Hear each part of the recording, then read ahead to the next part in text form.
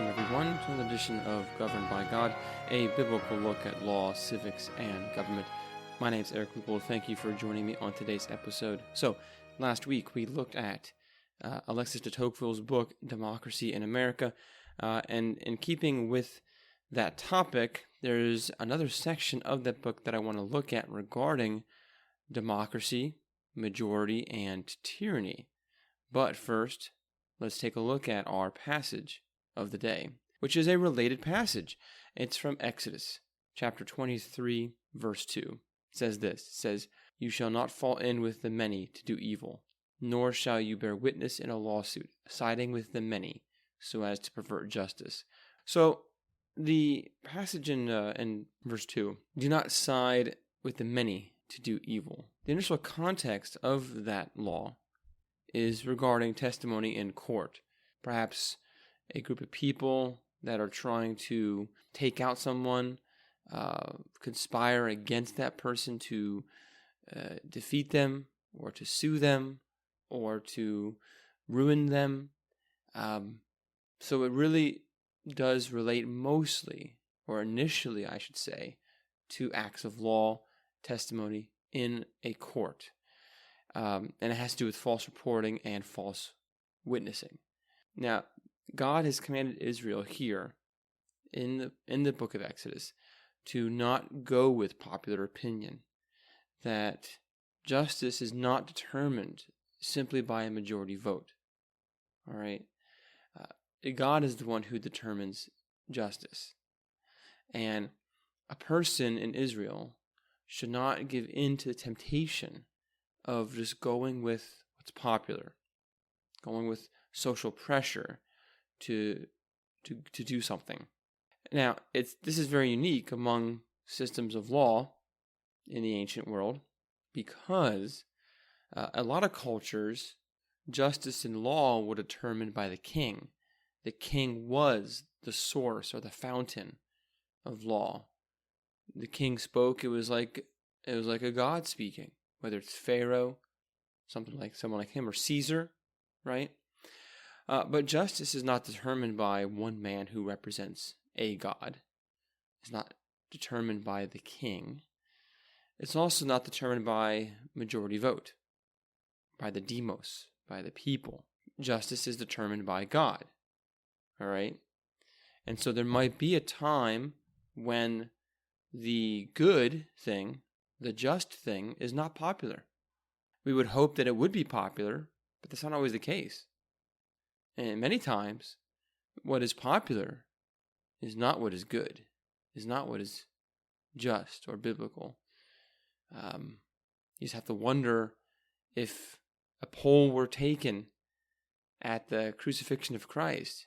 The crowds, they had turned against him. The Pharisees swayed the crowds against Jesus. And if a vote were taken, would Jesus have been executed? Well, in a sense, a vote was taken, right? They had asked the crowd. Pilate had asked the crowd, "Should I release Barabbas or should I release Jesus to you?" And they said, "Release Barabbas, crucify Jesus." And that was a majority of the people that were there. Was that a majority of all the people of Jerusalem?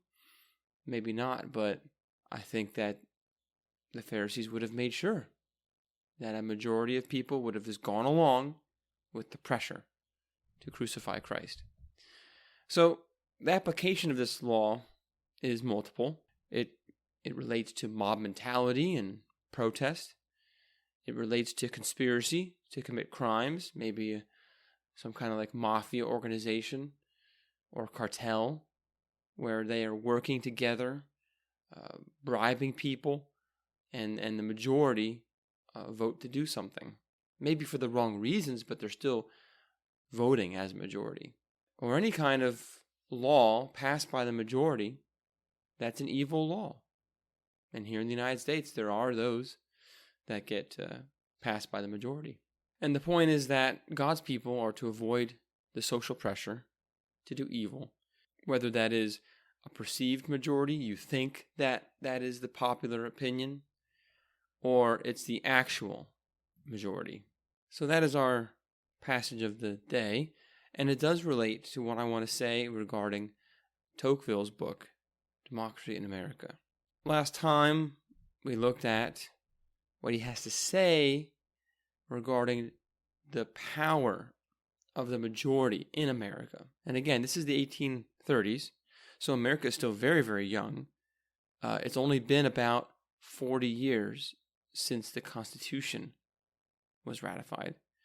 And he's going around the country just observing and learning, investigating how the states interact with each other, how the government functions, and what the culture of Americans is like. And so last time we saw that he recognized the majority had great power. Whatever the majority decided, that was what everyone went with. And if you went against the majority opinion, you were alienated, shunned, ignored, and essentially canceled. Okay, and this was true even in the 1830s of the United States. Now, he asked the question, why does this tyranny of the majority not really have much power?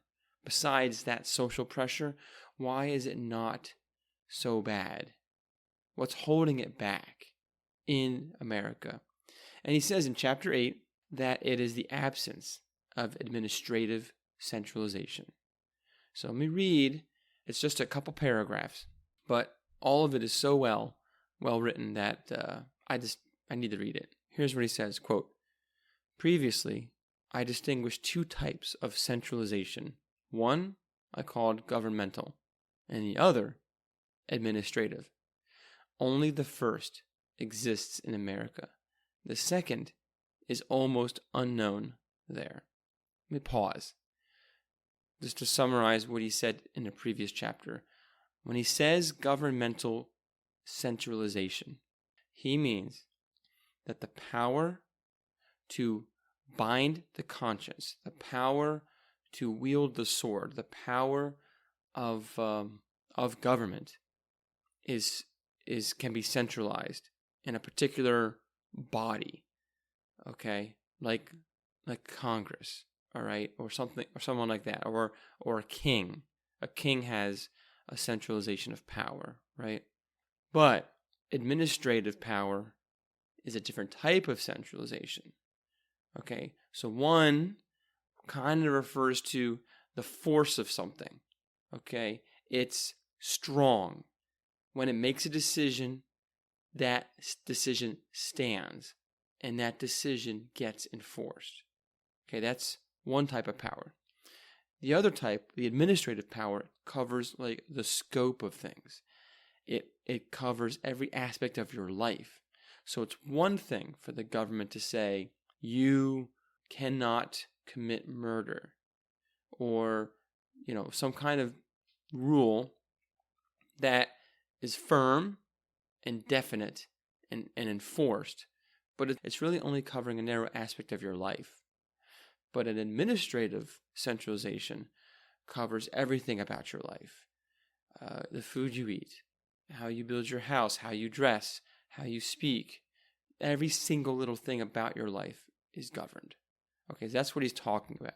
So he says the first exists in America when the majority speaks and passes their laws. They have power and they are obeyed. No one can stop them. But the second is almost unknown there. Let me continue. Quote, "If the power that directs American societies found these two means of government at its disposal and combined with the right to command everything, the ability and the habit of carrying out everything by itself, if, after establishing the general principles of government, it entered into the details of application, and after regulating the great interests of the country, it could reach as far as individual interests, liberty would soon be banished from the New World." Let me stop there. Okay, so it basically said, if you could combine that, if you could get a powerful government that has the desire to do everything itself and to regulate everything, you would soon lose all liberty in the New World. But he continues here, quote, but in the United States, the majority, which often has the tastes and instincts of a despot, still lacks the most advanced instruments of tyranny.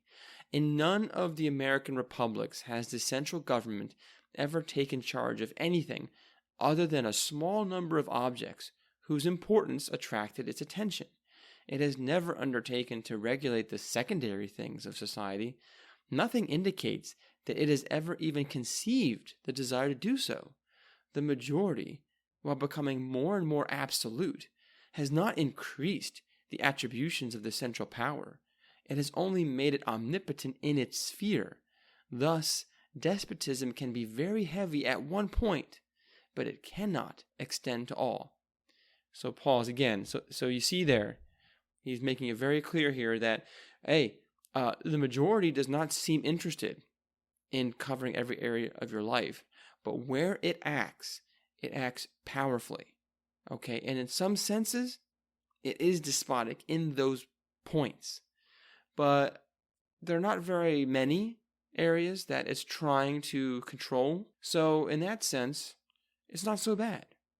Okay, so let's see what else he has to say about this. Quote, besides, however carried away the national majority may be by its passions, however ardent it is in its projects, it cannot in all places in the same way and in the same moment make all citizens yield to its desires. When the central government that represents the national majority has given orders as a sovereign, it must rely for the execution of its command on agents who often do not depend on it, and that it cannot direct at every moment. So the municipal bodies and county administrations form like so many hidden reefs that slow or divide the tide of popular will. Were the law oppressive, liberty would still find a refuge in the way in which the law would be executed. The majority cannot get into the details, and if I dare say so, into the puerilities of administrative tyranny. The majority does not even imagine that it can do so, for it is not entirely aware of its power. It still knows only its natural strength, and is unaware of how far art could extend its limits. Let me stop there. There's only one more paragraph after this, but the restraining power is the local governments, the municipal bodies, the townships, the counties, because even when the national body, the majority of the nation, wants to do something, it cannot control the townships and the counties. It requires them to play along. Just consider, just a real modern example of this is, you've probably heard in the news of the New Mexico governor trying to suspend constitutional carry, open carry, I believe, constitutional carry. And the sheriffs, at least one of the sheriffs, said he's not enforcing it. He's not going to enforce it. And that governor can't it'd be very, very hard for that governor to make the sheriff comply.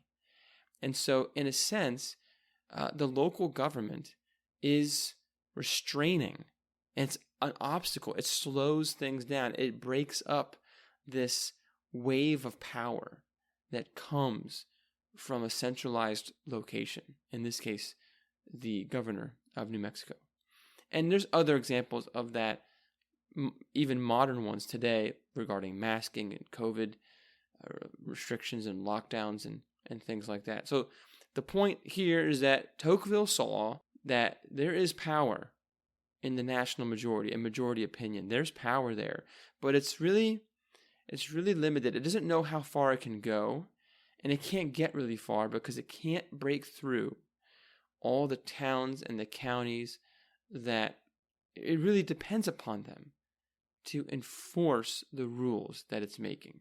As long as that's a thing, as long as that is true, the majority cannot be tyrannical. So let me read this final paragraph here. This really struck me. Listen to this, quote, "This merits reflection. If a democratic republic like that of the United States ever came to be established in a country where the power of one man had already established administrative centralization and introduced it into habits as well as into laws, I am not afraid to say that, in such a republic, despotism would become more intolerable than in any of the absolute monarchies of Europe. Okay, now that is a little scary. Basically, he's saying, if you already had an administrative centralization, and what do we mean by that today? Well, lots of unelected people controlling every aspect of your life. Okay, that's administrative. All right, that's EPA, CDC, IRS, FBI. That's everything. That's all the agencies. That is administration. That's what that is. Unelected individuals who make rules, who interpret rules, and who enforce rules. They have legislative, executive, and judicial power. And it's been given to them by the true authority. In our case, that would be Congress and the president, and even the courts, of course, because they've deferred to the agencies. So when you have administrative centralization and then you have the power of the national majority that Tocqueville's talking about, he's saying you would have the most intolerable despotism that you could even imagine, worse than the monarchies of Europe. Now, later on in following sections of this book, Tocqueville explains some of the reasons why that things have stayed this way. Why is it that the towns and the municipalities and the counties are able to restrain the tyranny of the national majority?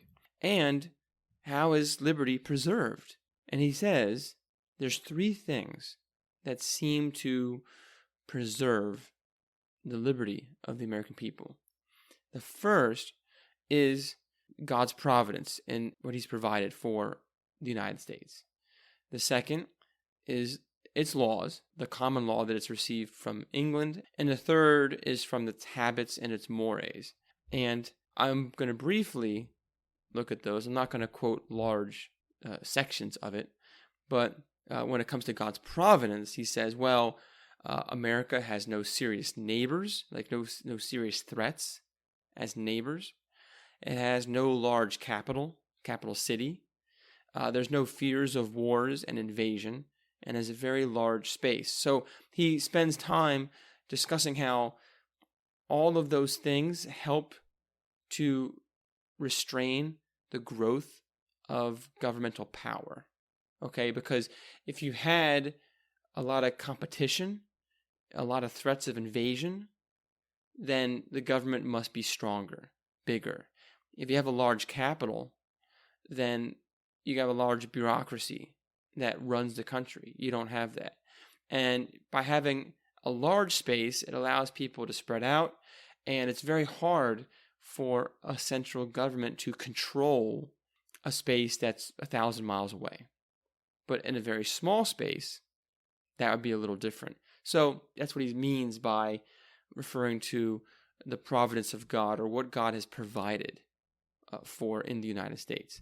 The second thing that Tocqueville sees as restraining tyranny is the power of the town, the township, municipality, the counties. Also, the form of federalism that it has. So the central government is really only has a narrow aspect of things that it's supposed to do per the Constitution, and the states have more power to control different things. And then the fact that there's an independent judiciary, so the judges, a lot of times they are keeping power in check because the judges are seeing things as unconstitutional and they strike them down. That helps to limit the power of the Democratic majority. And then he goes on to talk about the moral and intellectual state of the people, or the mores. And here Tocqueville talks about the religious faith of the American people. He says, quote, "Of all religious doctrines, Christianity whatever interpretation you give it, is also the one most favorable to equality. Only the religion of Jesus Christ has placed the sole grandeur of man in the accomplishment of duties where each person can attain it, and has been pleased to consecrate poverty and hardship as something nearly divine. So he's talking about that folks even honor poverty in some sense, and contentment. Christianity helps to provide a level of contentment and a lack of materialism. Not that you give up everything, but the whole point is that Christianity helps to break down like a caste system or the sense of nobility, okay? And this helps to preserve liberty and a level of equality. And he goes on to say this. He says, quote, "All the sects in the United States are, moreover, within the great Christian unity, and the morality of Christianity is the same everywhere." Again, he points out that, there's a lot of differences, okay, among the different groups of Christians, but the basic morality is pretty much the same. And he goes on to take a look at how Christianity is viewed publicly. He says this, quote, "Among Americans, some profess Christian dogmas because they believe them, others because they fear not appearing to believe them. So, Christianity rules without obstacles, with the consent of all. As a result, as I've already said elsewhere, everything is certain and fixed in the moral world, while the political world seems abandoned to discussion and to the experiments of men. Thus, the human mind never sees a limitless field before it. Whatever its audacity, it feels from time to time that it must stop before insurmountable barriers. Before innovating, it is forced to accept certain primary givens and to subject its boldest conceptions to certain forms that slow and stop it." So what he's saying there is that, first of all, many people profess Christianity because they actually believe it, but many others profess it because they don't want to be shown as someone who's not a Christian. So there are false believers there. But as a result of this, Christianity, the morals of the Christian faith, they serve as guardrails, as barriers. Because he says that the moral beliefs are certain and fixed. Okay, everyone recognizes and agrees what the limits are. Even if you don't personally believe in Christianity, you're constrained by these morals that the culture has embraced. And he says that in the political world, they just discuss everything. They talk about things, and they have these ideas that come up on how to govern themselves. But whenever these ideas come up against the morals of Christianity, they're stopped, they're slowed down. There are certain barriers that must not be crossed. Okay? So it can't innovate too much because there is structure there that it cannot go beyond.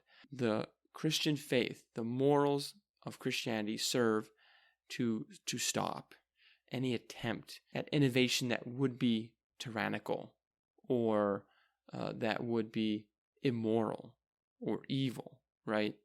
And so that's how Tocqueville sees this working together, and that's the way it's supposed to work, okay? The Christian faith is supposed to restrain evil, even if not every single person obeys Christ because they actually love him in their heart, but it provides a testimony or a witness to the truth in the culture, the shining of the light, exposing darkness, the acting as salt to preserve that which is good. Christianity does that in a culture, and that affects how things are done in the realm of politics. And so I bring all this up, and we're going to close with this, is that Tocqueville was quite prophetic. He was a very insightful, brilliant man, and he really got a lot of things right. And the more that I read from him, the more I see just how wise he was. And this is 200 years ago. And he saw this with America as a very young nation.